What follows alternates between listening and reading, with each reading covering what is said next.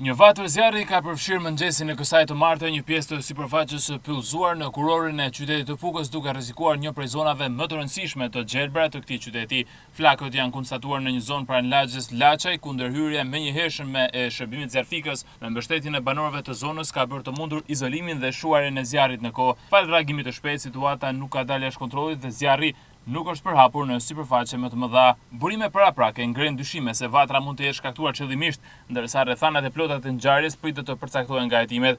Kurora e Pukës është një nga pasuritë natyrore më të spikatura të veriut. Sipërfaqja e saj, e mbizotëruar nga pyjet me pisha, shtrihet në një territor të gjerë rreth Pukës dhe ndër vite është mbrojtur edhe fal angazhimit të komunitetit lokal, veçanërisht gjatë periudhave me temperatura të larta dhe rrezik të shtuar për zjarre. Ngjarja sotme rikthen shqetësimin për sigurinë e kësaj zone të gjelbër, e cila prej vitesh nuk ishte përballur me një situatë të tillë. Ndërkohë policia ka nisur veprimet hetimore për të përcaktuar shkakun e zjarrit. Një grup hetimor po punon për mbledhjen e provave dhe verifikimin e rrethanave që mund të çojnë në zbardhjen e ngjarjes, përfshirë dhe mundësinë e një zjarrvënjeje të qëllimshme.